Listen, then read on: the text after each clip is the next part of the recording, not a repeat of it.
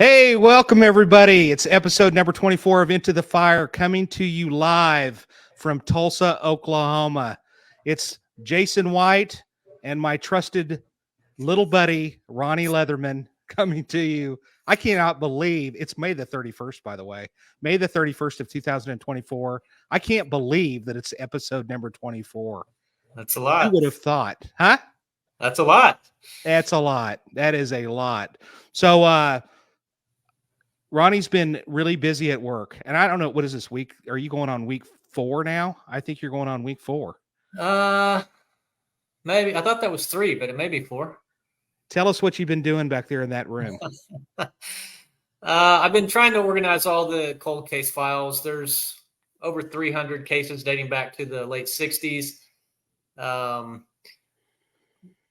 I don't know, probably 20 plus detectives over the years, probably more than that actually, have had some of those cases, and they were just stored in multiple locations. So basically we had a couple spreadsheets and I was trying to organize them and then physically trying to find the files related to each of those cases. And I would say I need probably 2 more days next week, and then I'll be done and ready to start digging into each of them a little more. I will say that Jeremy and I have sent off a couple lab requests on some stuff from the 80s. So hopefully that stuff comes back and we'll be able to dig into that stuff a little more here in the coming weeks. But yeah, it's good to be back, and yeah, good times. But yeah, it was a little disorganized back there, and I'm trying to get it kind of where it makes sense.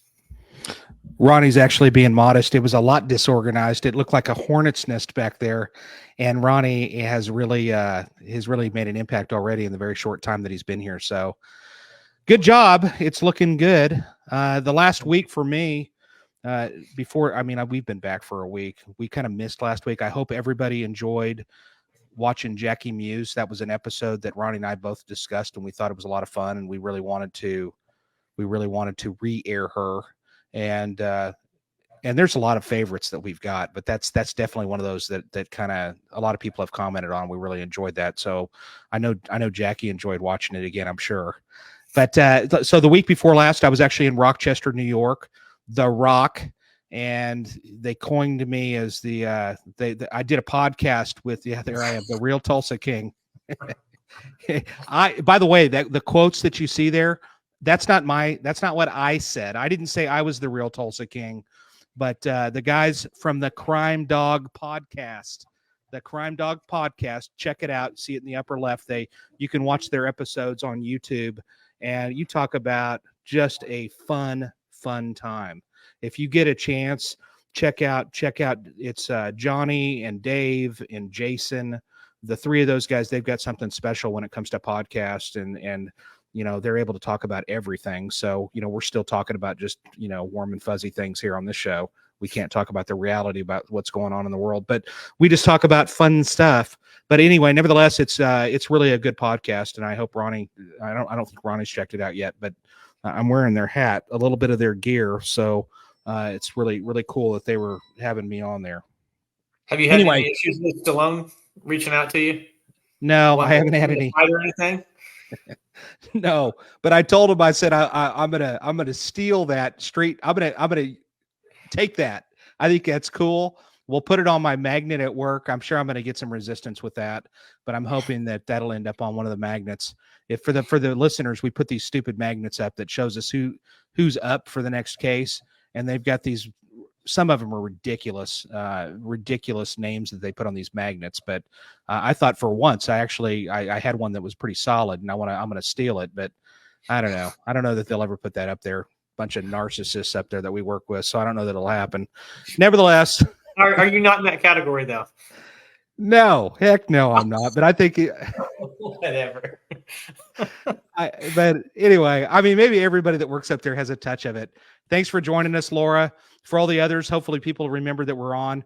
By the way, we didn't even have to be on here tonight, and actually, technically, the network was going to have the night off for us, but we went ahead and had an episode. Ronnie's probably sitting there thinking, "Well, why in the heck are we here?" But I thought I wanted to be back. I was kind of missing being on the air, so that's why we're here. This next guest is going to be a lot of fun. I have no doubt. By the way, also I was speaking in New York. I did something kind of cool too, and I know Ronnie's done some things like this, and we have both done stuff like this. And I actually made a personal visit to Anthony.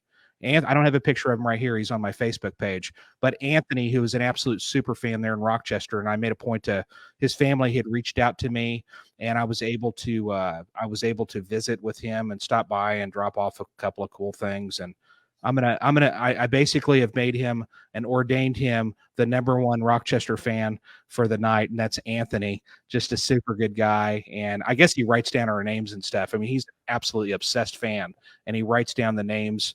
When he sees us, he'll check us off, and that's kind of fun. So nevertheless, it was fun. Rochester was a fun place. I was there speaking at the New York Association of Hostage Negotiators. There you go. There was probably 200 to 250 police officers and psychologists and people like that from really most of them were from New York State. A lot of New York State police officers, and there were several from the Canada area in around Lake what is it, Lake Ontario, around that vicinity, Toronto, that kind of stuff. So it's cool. Anyway, we'll get right to it. You have anything else that you would like to talk about? No, let's hear about Doug. This is going to be interesting, I think it's going to be fascinating, and one of the real reasons that I wanted to bring him on was that, #1, I know him. I met him in New York State.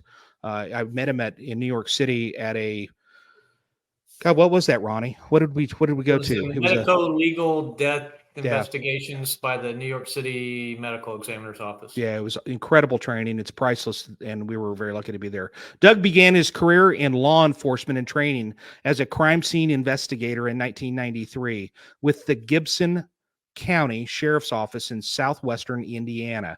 During his time with the Sheriff's Office, Doug received extensive training in the area of crime scene investigation.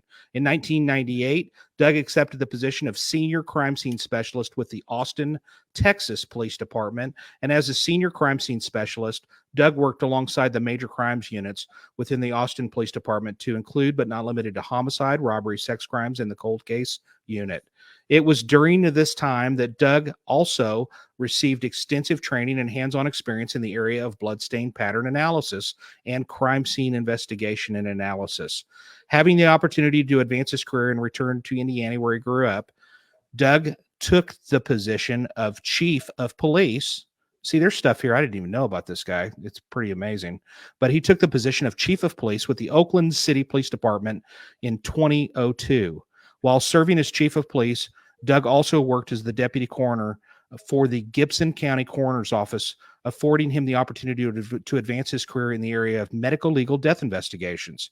Enjoying teaching and training aspect of crime scene investigation, Doug began sharing his knowledge and experiences with colleagues by presenting training classes and workshops on various forensic topics, both domestically and internationally. In 2004, Doug founded Triad Forensics to provide training, case review, and actual crime scene response services to a number of agencies. In 2007, sorry about that. I have a new monitor that's going off all the time. As a senior criminalist, Doug received extensive training in the area of latent print examination, shooting incident reconstruction, bloodstain pattern analysis, forensic entomology, which is the study of bugs, and crime scene reconstruction. Doug has been qualified as an expert witness in both state and federal courts in the multiple areas in crime scene investigation and analysis. And finally, in 2012, Doug founded the Colorado Forensics Investigators Group, which was a small group of forensic investigators from the Denver metro area that came together to train and provide support for fellow forensic investigators. This group includes investigators from federal, state, and county and municipal levels of government. Let's bring on Doug Young. Hi, guys. How you doing? Hey, Doug. How are you? I'm great. Good. I'm great. How are you guys? Great. Well. You might actually remember for the viewers of this, when we had Ashley Berg come on she's from North Texas area, and she actually joined us. And Ashley Ashley's a superstar. And then when I hear your background, my gosh, Doug, I think you're an OG in the world of crime scene. I'm thinking. Old guy. That's right. Old guy. Yeah. Yeah. Ashley, I know Ashley. She's a great lady, great criminalist, and amazing. Yeah, she's good people. All right. So I know that you work for the Thornton Police Department, which is just outside of Denver. And while I went there, I was up there for another. I think I was teaching. I don't remember, but I Yeah, remember I think you reached out. I reached out to you and I said, "Hey, man, I'm in town," and you were kind enough to allow me to come over to your police department. And you specifically were incredibly excited about something called the M-VAC. And you actually showed me kind of a little bit of a demonstration as to how that worked, and were actually volunteered that, if we had a special case or something like that, you'd even test it for us. And that's a machine. Tell us, Absolutely. first of all, what is what is your job at Thornton Police Department? Just tell me that for starters, and then we can get to what I'm a an senior M-VAC is. I'm a senior criminalist. So I'm a crime scene guy. I respond to crime scenes, do the documentation, the analysis, evidence collection. And then we also, once we finish the scene, we take evidence back to the lab. We do lab processing as well, which is where the M-VAC comes in a lot of times. Do you guys have so like here in Tulsa, we have our crime scene people, and then a completely separate group that aren't cops are our lab Right. people that do the actual lab work. But you're saying you do both? Well, yeah. So I'm a civilian, so I'm not an officer, not Okay. a sworn officer, but I'm part of the CID division. Okay. And so yeah, we do crime scene work, and then we also do some lab work. All of our DNA, firearms, things like that, are sent out to the state, to the Okay. CBI. But as far as reconstruction, blood stain, shooting reconstruction, any of those things, we do all of that in-house latent prints as well. So Okay. Now, I never asked you this before you came on. I should have asked you this. I should have asked you, is there anything that's off limits that we can't talk about? I don't think so. I'll Okay. dodge it if there is. Well, you'll tell me if it is anyway. I'm sure. The one thing that I was going to ask you is that, have you done anything, or have you? I'm sure you're a part of if you're a forensic team in the state of Colorado, I'm sure you guys have discussed the Jean-Benet Ramsey case. Oh yeah. Okay. I mean, is that something? Yeah. I mean, I'm not going to get into depth in detail on it. I was just curious if you guys have actually talked about that. I'm sure that things are still. It's not a case that's sitting on the shelf gathering dust. They're still looking at things, I would assume. They absolutely are. I haven't heard anything from it. That was Boulder Police Department, and I haven't heard anything from Boulder for a while on the case. But I know they're constantly, looking at any leads that come in or any new forensic technologies that they might be able to use to do any more analysis. But yeah, it's definitely one of those cases that's hanging out there that I wish we could help solve, or they could solve, obviously. Yeah. With the advances in forensics, the M-VAC, that's something that I don't even know. And you might be able to answer this question. I don't even think that anybody in the state of Oklahoma actually has an M-VAC. I could be wrong. If there is one, I'm not aware of it. So can you tell us what an M-VAC actually is? Yeah. And the M-VAC is actually, it's a DNA wet vac. The system was designed by Mr. Bradley, Dr. Bradley, back in the early 90s. And what it was designed for was to test food for bacteria. And then, so as the years went on, his son, Jared Bradley, who's now owns the company, had a friend with the FBI, and they said, this would be a great instrument, great piece of equipment to use for extracting DNA, small amounts of DNA from various clothing, cartridge cases, things like that. And so basically, what it is it has a there's a picture of it. So you'll see the large unit on the left of that unit. There is a pressurized fluid. It's sterile fluid, and as the fluid in the lady's holding the wand there.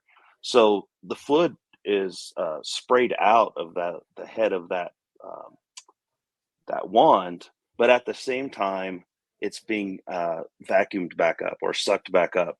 And so it's goes into a container, and then that container is then poured through a filter. So essentially, your DNA is in the fluid, and then as it goes through the filter, the DNA is caught, and the fluid continues through.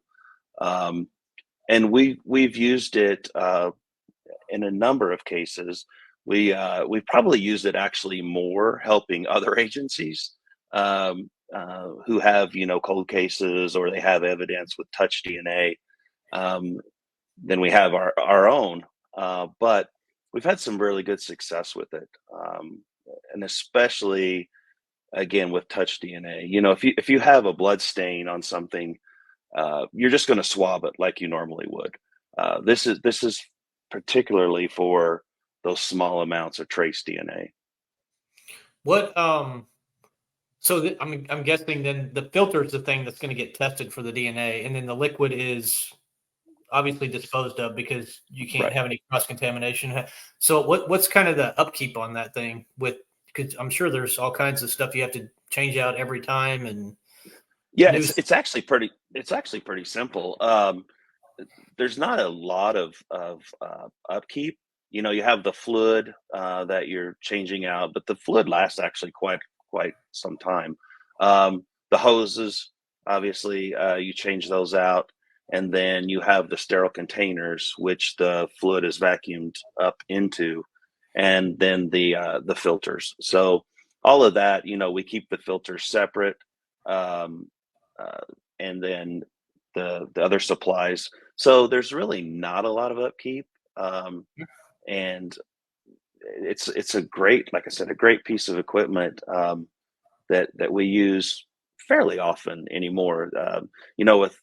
With DNA being so sensitive now, we're getting really good results with this M-VAC. Go ahead. You're muted, Jason. Hey, I was going to ask what type of testing was done to make sure that the stuff was legit on that? The kind of the history of when they were making it and getting in touch with the FBI, because I was assigned to the FBI for a while, and they're pretty picky on stuff. So I'm sure they want all the testing done. So do you know much about that? And if so, what was that about?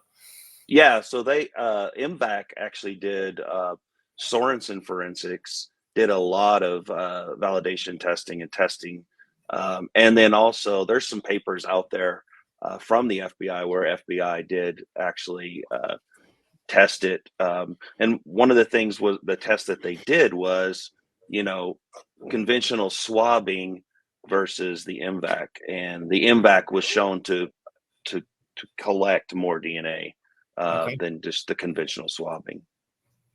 And one other thing that I guess, Jason, sorry, the thing that we've dealt with a lot that has been an issue for us as far as DNA is a mixture. If me and Jason both handled the same thing, and then we get something back from our lab that says it's a mixture of two people and so can't be excluded, how does the M-VAC deal with that?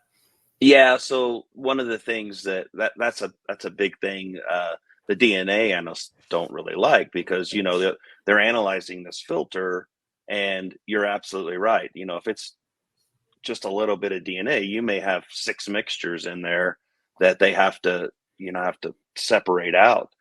So they get a little bit frustrated with us sometimes on that. But I'm a firm believer in I'd rather have the evidence. And I know nothing about separating out mixtures. I know how to get it to them, right? Yeah. But they work with us, and we work through it. So, but yeah, mixtures are an issue with it because it collects so much DNA. One of the cases that I remember you talking to me about when I was up there in Colorado, you were talking to me about, and I hope you remember this case specifically, but you were talking about the success that you had from some items that were submerged in water. Does that sound right? Yeah. Absolutely. Tell me a little bit about that case, because that's just fascinating to me. that you were able to get something from something that was literally submerged in water. Yeah, it was a stabbing case that we had, and the suspect had thrown the knife in the river. So this kind of interesting how we actually found it. We actually got a knife just like the one that he used, and actually drove across the bridge, threw it over where one of the other suspects had said this is where he threw it. And when the divers went in the water, we were within inches of where the actual knife was. So we pulled the knife out, and we're like, oh man, there's no way we're going to get anything off of this thing. And so, but as you open the knife, that hinge area there was enough protection, I guess, in that area that we had a little bit of blood in there, and we were able to soak that knife and get that DNA from that area. That's pretty fascinating to me. It's It amazing. is crazy to me, actually. It really is. And so the advances in DNA just in the last couple of years, I'm sure you could probably speak better on this. It's just exponentially gone crazy, hasn't it? Oh yeah. As far as just the sensitivity of it and so forth. So where are we at? And I know you're not a lab guy, but as far as mixtures, you brought up mixtures, and that's something that it's just like we're almost like doing this with the lab. Mm-hmm. It's like, because our lab won't do mixtures, and I know Right. that there are labs out there. Sorensen's probably one of them because they're like a heavy hitter out there in the world. But are we getting to a place where that's going to be easier? Do you know that if they're making progress in that area, if you can even speak to that? I don't know for sure on that. Like you said, I'm not a DNA person, but I do know that in some of the recent cases that we've gotten, now I think probably it has to do with the quantity of mixtures that you have. The more mixtures, the harder it's going to be to separate those out. But we've had pretty good luck in our cases with 2-3 mixtures where they're separating those mixtures out, that DNA out. So, and again, I'm not sure how they do that or anything like that, but we're on the receiving end, obviously, of those results, and so yeah, it's been we've been pretty fortunate. As my understanding, and I'm not a lab guy either, but if they have a reference sample, I think it's a lot easier for them because they can, and I'm really simplifying this, if they know this DNA is mine, they can subtract all that stuff from that mixture, and then it makes it a lot easier for them, I think, than just, there's a bunch of stuff mixed together here. So right. Yeah, that's exactly right, Ronnie. If they have the three of us and it's a mixture, but they have what they call a buccal swab, so the swab from the inside of the cheek, they can pull those out. And so I think the quantity of DNA is important, right? So who's got the most DNA in that mixture? That's one of those things. And so, but that's where you guys come in, right? That you do your magic and figure those types of things out. So, and then another thing that I've been learning coming back and doing this cold case stuff is our lab tests DNA in this manner, but if you go to like the genetic genealogy stuff, there's a whole other part of the DNA that's getting tested with all the different markers, for lack of better words, that they can test. And that's another thing that we're hoping our lab can get into is the type of DNA where they can check a ton of different markers rather than just a small amount. So, and that's obviously dependent on money and training and personnel and all that. But I think that's another big thing that people in the general public should maybe be aware of. That's if you're seeing TV and movies that are like, oh, well, they got all this DNA. It depends what type of testing the lab can do on the type of results they can get. Right. And that's the thing too, right? Like, so we have cases, and I'm sure y'all too do as well, but you have DNA out there that we have no idea who it is, and so I like to to think about, well, okay, and then we can get into the whole, court and how attorneys argue that out and different things. But yeah, that DNA that's out there that may be part of that mixture, we have no idea who that is. I mean, we have cases obviously sitting in CODIS that are just sitting there, right? And that no one is, it's not matching anyone, so to speak. Right. So, that brings up a good point that I've thought about for years. And I know Ronnie and I have probably talked about this, but I've always wished that we could, you get a suicide or you get people that have, it's basically an unattended death. I just don't really see the big harm in getting a swab from him and throwing them in there. God only knows how many cases would hit off of stuff like that. You know what I'm saying? Yeah. As opposed to, and you bring up a good point, Jason, because there's a thing called rapid DNA now.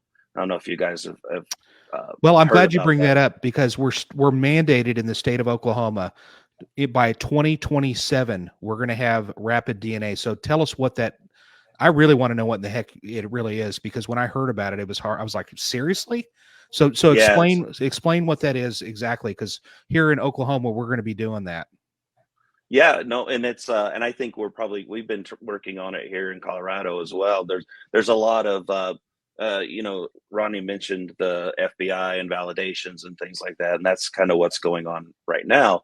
But rapid DNA will be DNA or a system that we'll be able to use where we'll get in 90 minutes. We'll get a profile in 90 minutes. So the great thing about that is, the scenario that you brought up, Jason, was you have a suicide, and let's take a blood swab or a couple of blood swabs and put it in rapid. And what the great thing I think too is you'll be able to build your own database. So Thornton will be able to build our own database. You'll be able to build your database, but we'll also be able eventually to search CODIS directly from rapid. And that's incredible. I think of it's kind of like a fingerprint hit in APHIS, right? It's the same. It's kind of that presumptive lead that you might have early on, which is huge at the beginning or any point in a case. That nugget of information that you need. So I had no idea you could actually. You're going to have. We will have the capability to actually search that in CODIS. That's awesome. So problem solved, Ronnie. All of our thinking has came to fruition. Yeah. I agree. I think there's going to be probably legal hurdles that come along the way of, hey, why? Because I know there's certain rules that they have to go by with CODIS. You can't just throw anybody and everybody in there. So that's going to be interesting to see how this plays out, because I know, like you said, Jason, you and I have talked about it, but if you have this gangster, this drug dealer, whoever, that you've just heard year after year that this guy's always involved in some type of craziness, but nobody was ever willing to testify, or people didn't show up to court even when they said they would, and then you know that they were involved in some other stuff, that would be able to clear up a bunch of cases, like you were saying, Jason. That's going to be interesting over the next few years to see how that plays out. Yeah, I think it'll, like you say, I think you'll be able to clear a lot of cases in one swoop, basically, potentially. And so I'm excited too for the cold case aspect of that. We're like you, we have cases sitting on the shelf that are like, man, what are we doing with this? And so we've run M-VAC on them. We've done things that we could do, but man, to be able to get into the rapid system, that'd be great. Yeah. Sounds like you got a bear up there. This dog. She's So all right. Let's say we've got the rapid DNA scanner. I'm just thinking out. I'm thinking like we've got a homicide. We've got a blood trail in the living room. You can go ahead and scan that. And theoretically, could you go ahead and scan the guy that's sitting in the interview room? And 100%. You got a suspect. You got blood. Oh, I love it. In 90 minutes, is it this guy or is it not this guy? This is huge, man. I'm telling you, this is a huge thing. Yeah. Huge. I'm hoping that we won't even have to think anymore. That's really the goal that we're going for. Just let the robots do it all, huh? Say We that just need great him to coffee, type- right? It's done. We just need him to come up with a development on how to write our reports for us. And then if That's that can right. happen, then we're in great shape. But along that right there, the issue still is going to be, do you get consent from that guy? Is state law written away where you got to get that? You got to go get a search warrant to get his DNA to put in there. If you have that, that's where I think it's going to be interesting, and all the attorneys and judges are going to get involved. And I think it's a great thing, but I'm just, like I've said, and I'll quit saying it. It's going to be interesting to see how it just plays out, because it's going to be huge. Quit Well, being that's a one of negative the Ned. things. Be a positive Pat, Ron. That's one of the things that they're doing right now, right? See, the FBI is studying, what is it going to take from a rapid instrument? So I think they're looking at, probably a lot of the companies that are developing this are looking at the chemicals that they use to, extract this DNA and whatnot. And so what's FBI going to allow? And you're right. I think there's going to be legal challenges, like with everything. But I think, the hurdle, it'll be worth jumping those hurdles for the results we're going to get from it. So I think the science behind it, just talking, like I said, Jeremy and I had to go, the guy that I'm working with now in cold case, we were over at our lab. The science behind all this stuff is legit. I mean, that's been proven tons and tons of times. The issue is going to be the legal hurdles. So yeah. And I know they're using it now, like, in disasters and that type of thing, where they can identify really quickly victims and things like that. So, but yeah, I think it's, when you take M-VAC and you put that with, rapid DNA, it's incredible. We're gonna be making some progress, I think. And I guess one last thing here, Jason, as far as the M-VAC, so with that filter, how are they going to get those results back that quick? I guess just lab people are going to be on board, or can you use the filter from the M-VAC straight to the rapid device? Is that what you were saying? Yeah. So we'll be able, you could do swabs, or that filter, is taken out of the housing. Right. And typically what our lab does is they cut it, they cut it in half. So half for CVI and then half for possible defense testing if defense chooses to do that. But I think we would just be able to do that as well, just cut a portion of the filter. And the rapid instrument, the cartridges that you use, it's very simple. You put the swab in, or you put this whatever it is in the chemical, and it goes right in the instrument. And then in 90 minutes you got some results. And that's unreal. That really is unreal. The other thing though is that you may get mixtures too in rapid. That's the other part that we haven't discussed, but and that's where you're going to need what we call a bench DNA person, who's working actually on the bench and doing the DNA. So they'll have to discern what that mixture is. I want to mention one thing real quick, is that so you developed, or you basically founded Triad Forensics.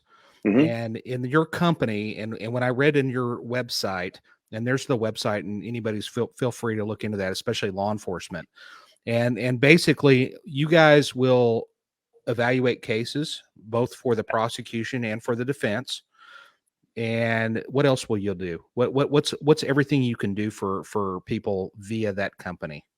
We do training. So I'm doing training for some of the companies out there, doing contract training for them. We do mostly case review, but we can do processing. We can do fingerprint processing. We can do one of the things that I'm really working on right now is being able to put some kits together. So let's say that you're a deputy sheriff or a police officer in a rural department. You would be able to call us and say, "Hey, we have this big crime scene. We don't know what to do," and to be able to actually respond out to do that. So some of the folks that I have that work alongside me, we've come up with that, and it's unique to, I think, to you know, forensic companies, and we do trial prep. So, you know, going through, I think a lot of times, you guys that, you know, the detectives and everyone, they're so focused. You know, they have this whole case and they're trying to focus on everything in the case. And sometimes just having an independent person come in and go, "Hey, what about this? What about this?"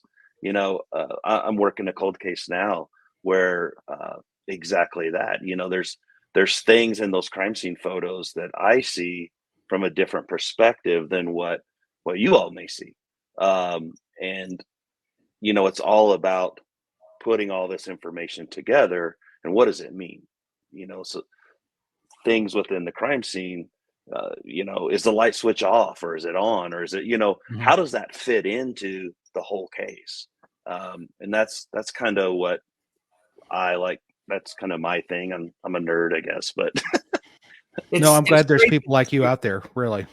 It's great that you brought that up. The again, a meeting that I was in a couple weeks ago with this genetic genealogy stuff, that they brought up that very thing of an outsider kind of looking at it, and they've said, hey, when we look at the crime scene pictures, we may see something, and especially if this M-VAC's around, that they would say, hey, did you guys collect that or did you collect that? Because if not, that's something you can test that maybe that you hadn't thought of. So right. it's interesting hearing this from different people in different areas of expertise in this whole forensic world. So Right. that was Well, cool. you know, some of the things that we've done, car keys. You got car keys, right? I had a case where somebody, they had a medallion, some jewelry ripped off, and it was laying at the crime scene, and so we M-VAC'd it, and I mean, great DNA, Oh, great yeah. DNA from it. Ligatures are a big one. Yeah, I helped an agency with a case from 1975, and what was interesting about the case, we weren't able to do the M-VAC, but when we opened the evidence, like it hadn't been opened. Oh, yeah. No one had looked at this evidence, and as we're going through it, you know, one of the things you do a pre-screening and look at it and whatnot, and then we found 2 human hairs with roots Oh, nice. just from looking at the evidence. So we weren't able to M-VAC it because it was so dry and, you know, desiccated. But those hairs, that was amazing. Yeah. Just So let by me throw. looking. Go ahead. I'm gonna throw an item at you. You know, like an axe. Yeah. You know, an axe handle that's Mhm. been sitting, that's been maybe swabbed multiple times before by the lab, and then they Yep. found nothing. So I So want you to visualize this, Doug. yeah, So, so do you think? And I'm just throwing something out at random. Do you think that there's, with the M-VAC, there's still real possibilities? I I know absolutely do. you wouldn't. Okay, that's what I love to hear. I'm a firm believer in the M-VAC. And the way we got our M-VAC was we had a cold case where the evidence had gone to the lab. It had gone to the lab multiple times. I was in Utah. I was at a conference, and so I was out there, and I talked to the owner, and I said, "Hey, we got this case, and man, there's got to be something on there. You know, the stress is ripped, and it's like, we M-VAC'd it, we sent the filter, and we got a full male profile that we had not gotten before. Um, and so, you know, my deputy chief at the time was like, "We're getting one of those things. That is amazing." Yeah. So that's how we ended up getting ours. But yeah, I mean, you think about the grain of the wood, you know, and those epithelial cells are sloughing off. They may get down in the grain where you're swabbing the surface, but you're not getting actually down into the grain of the wood. And so, I absolutely Yeah. do. I think I've got it'd like be 16 beneficial. cases. I've got like 16 cases going through my head right now that are sitting back in that room that you're sitting in, Ronnie. I And have like probably 300 going through my head. yeah, well, yeah, true. But I've got like 16 No, on I the know. top tier, man. You know what I mean? So, and, all right, I'll give you another example. I hate to be, I don't really hate this because I love this, because I've got another case from many, many years ago where they did they did the vacuum where they vacuumed fibers. I Oh don't yeah, even know yeah. what they called it. You know what was the name Right. of that? Do you remember? Oh yeah, I don't know. It was, I you don't. It was know, like a vacuum, and they basically they vacuumed the headrest and the seat, and then they yeah. get all these trace You stuff. But yeah, so I yeah. asked the lab years ago, and this was one of my first cases. It was actually in the first year that I was there, and I said, "Well, what can we do with that?" And they're like, "I don't know." But that's, and I'm not kidding you. And that's basically from the filter of that vacuum, those whatever the particles that came out of that. Right. I'm sitting here thinking in my brain, I would think that'd be really difficult with an M-VAC because we're talking about like who knows what, just like Yeah. I don't know what. I mean, is that I don't even know how I I don't guess you know how just you would. M-VAC the filter, I guess maybe Yeah, or something like I that. don't know how you would do the trace thing. And that's a But you tough one know, because you don't know exactly what we've got to work with here. But we did have car keys and we had things like that. So I mean, beautiful. I'm sitting Yeah, there I visualizing think this and perfect. You know, and the car keys, we'd soak them. We would soak the car keys, agitate the solution, and then go, pour through the filter. And you think about, and I'm willing to try anything. I'm that kind of guy, right? Like I let my imagination run wild when we're talking about this thing because you think about we've had cases where the guy or gal's pocket is turned inside out. Well, yeah, a lot of those. what was yeah, so you think about that. Well, how'd that happen? Was it I don't think it was the victim, so they robbed this person uh after the homicide or the assault or whatever, and we've gotten DNA from that where Yeah. they've reached in and pulled the pocket out. Yeah. I can't So think of how many cases we've gotten nothing. And you're like, what? How the yeah, heck could we have nothing here? When clearly, I mean, the killer didn't have gloves on when he did this. And right. so this is a game changer. We've got to Yeah. get this. And you said that the cost of this is roughly It's about 50,000. 50. Yeah, I looked it up before we came on the show. It's about 50. And then of course you have supplies, but that's ongoing costs Right. um, that that we build in, obviously. But yeah, and I actually before we came on, I know the owner, Jared Bradley, and I talked to him. I'm like, hey, you're good with me talking about the M-VAC, right, on the show? And he's like, absolutely. You and I have known each other long enough. You go on there and say what you Good. think. So Does he have a clearance section or anything like that? hey, When we say $50,000, honestly, for the listeners, $50,000 in the world of forensics or the world of policing is nothing. nothing. It's nothing. It's a drop in the bucket. That's exactly right. Because You're Faro, exactly I right. think originally a Faro would cost somewhere in the neighborhood of $100,000. The first ones, and now they're down to, from what I've heard, they're down to like 40 or maybe $30,000 or $40,000. I may be off a little bit on that, but so that's nothing when it comes to this kind of equipment. So what's the supply though? Like each filter, how much are they looking at for each filter? Do you know? I don't Roughly? know. Yeah, I'm not sure. But you just order them through the company, I assume, and Yeah. everything just comes through them, the solution and everything, and it's just. I mean, in a department the size of Tulsa, you could use this on tons of cases. So, Oh yeah. that's I mean, you're obviously going to be concerned about of what there's going to be a policy of you can use it on this, or this, and so that's right. And that's the thing, right? Like, so we're talking homicide, which I love. I love talking homicide. me too. But you could use it on really any case. Sex assaults. You could robberies. It's portable, so it has a cart that you could take it out to a scene if you absolutely needed to. I know some agencies there's a number of agencies across the country that have them. They use them on vehicles, like you were saying, Jason, trunks. There was a body or whatever in a trunk, or headliners, that kind of stuff. I mean, you could really use it on. Just let your imagination kind of go. Have you ever used one portably? Have you ever taken it out to a scene? I've never taken it to a scene. I've taken it to a couple conferences to demonstrate it, but yeah, it's not, it It's fairly big, but it travels easy. Okay. It's not that hard. All right, I've got another one for you, just real quick. So I years and years ago, I had a case where I ended up super gluing the body. Okay. Hmm. And you remember when I don't know if you were with me in New York when we learned about, basically, you probably already knew how to do it, but fingerprinting the skin of Yeah. somebody. So my Yeah. question is like, let's say hypothetically speaking, you have a body there is using the M-VAC on the person's neck if you think that they were strangled to death, or on a shaken baby type Hmm. situation where you could literally M-VAC the skin of the Hmm. torso. Now, are you I would assume you're automatically going to have a mixture, the victim Right. Right. and then Right. the possible perpetrator. So that's Yeah. something. Have you heard of any cases where they've done that?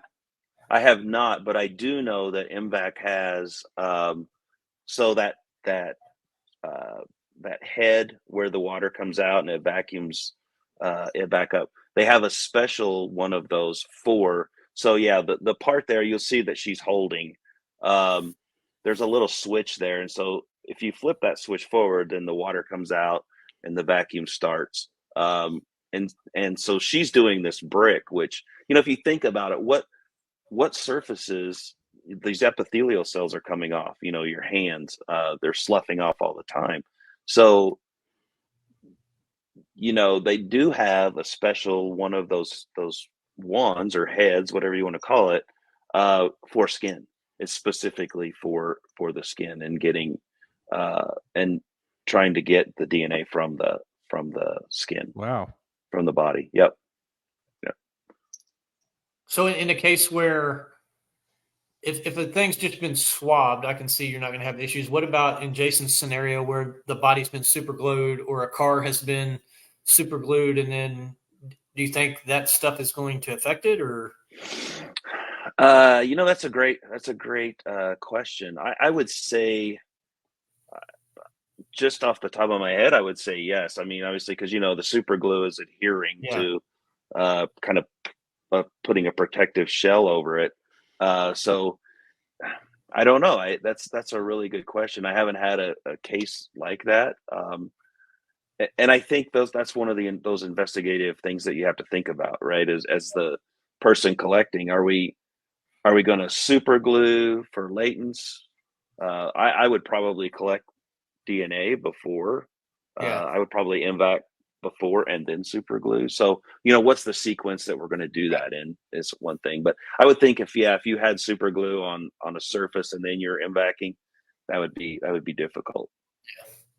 I really think that within 5 years, this is just going to be commonplace and just going to be, as Jason likes to say, just a game changer in all types of investigations. Yeah, I agree. I mean, I think M-VAC now is a game changer. I think maybe an analytical side of it, right? That, like I said, the labs don't really like them because they have to do all this stuff, and it's just kind of a pain, and then the mixtures. But yeah, I mean, I think it's for us as crime scene and obtaining that evidence, it's great. And then when we're going to throw in rapid DNA that we're all eventually going to have, yeah, I agree with you, Ronnie. In 5 years, it's going to be a new ball game. Yeah, I think everybody needs one, honestly. This is one of those things, Doug. How long has this thing existed? I mean, this thing has been around probably for coming up on 10 years, right? Maybe at least Oh 5. yeah, easily. Yeah. And So so here we are in the initial M-VAC was in the early 90s, and that was the food thing that we talked about, and testing for bacteria on food. And so 2000s, mid 2000s, then Jared said, well, let's try it with DNA. So yeah, it's been around at least 10 years. And so my point is, when I say that, is why in the world, and I'm going out on a limb here and saying that Oklahoma does not have one. I know that OSBI does not have one because I've had discussions with them about it. And so therefore I know that most of the departments throughout this state, which are smaller departments, absolutely do not have one. I'm actually impressed to no end that Thornton Police Department has one. That's awesome. Does Denver or some of the bigger departments No, here in the Denver state? Denver Yeah, doesn't. so I think it's one of the Arapahoe County, I believe, has one. There may be 3 in the state of Colorado, the last I knew. So I have a hard time wrapping my head around the fact that why do we not have one of these? I mean, really, and we need to get one, and we're going to get one because Ronnie and I are going to be on the case, and we're not going to let it go until we get one. Honestly, I mean, seriously, that's what it takes. Yeah. We're already mentioning it a lot. We've been mentioning it, and we're working towards that. And I think we could probably do it. What did you say about the clearance section? Because I cut you off. Did he say? Did the owner say? Did the owner say he had a clearance section? Return. Oh, yeah. I don't know. You know, I don't work for him, so I don't want to say anything on that. But you know, give Jared a call. He's a great guy. Like he's amazing to work with. I just saw him posting some stuff on social media. He's at CrimeCon this week, I think in Nashville, and so he said, "Come on by the booth if anybody's here." So he's amazing, and you know, any questions that you have about it, he's happy to work for it. He'll come out and train you on it and stuff like that once you get it. But you know, seriously, guys, if you have a case that you want something done on with M-VAC, let me know. You know, have M-VAC will travel. Well, I'll tell you what, there's a couple of them that come to mind right off the top of my head that I think it would be fascinating just as a little trial, just to try it. And I have no doubt in my mind, based on the high profile nature of these cases, that I think that we would be able to convince a lot of people as to the value of it. So no doubt. I just, golly, there's really not a downside to it. I just don't see the downside in any way, shape, or form. I mean, $50,000 when you consider the amount of overtime that takes place on these cases. You know, the constant working and hitting your head up against the wall. So I don't know, but anything else, Ronnie? I was a couple things. One, you need to print off something and put it behind your desk so it can get on First 48 and they can see it, and maybe you can get a discount that way. But there you go. On a more serious topic, so there's 3, I think you said, in Colorado. How many do you know of nationwide? You know, I don't know how many there are nationwide. I wouldn't even want to guess. I know, like, we got ours. We were one of the early ones. We got ours in 2015, I think, 2014. But and Jared has worked super hard in getting it out there and promoting and, you know, demonstrating and all that. I know that the number of agencies that have it now, it has grown tremendously from when we got ours. You know, Florida has a couple of them. I know several agencies there. They're spread all over the country. Yeah, I'm just surprised they don't have. This isn't like standard equipment in a forensic laboratory, really. Right. They you know, you put in a lab request for DNA on this article of clothing that they just don't. Okay, well, we're gonna go over here. We're gonna try this method, and I just fascinating to me that it's not there. But we're gonna work towards it here in Tulsa because we're trendsetters, and we're gonna be number one, and that's what we're gonna do in the state of Oklahoma. We're gonna try to get it, and excellent. I have no doubt in my mind. If I can help you guys anyway, let me know. If I can help I know, you. and you will. We're coming up to the end of today, and it really, 54 minutes goes by in a blink of an eye. Ronnie, do you have a last comment? Anything else? Yes, Doug, I appreciate you coming on, and I'm interested to see how this plays out. But thanks for being here. Me guys, too. Thanks for having me. I really appreciate being invited on and getting to share, you know, experiences and just come on and have fun with you guys. It's great. And you're right, Jason. The time went so fast.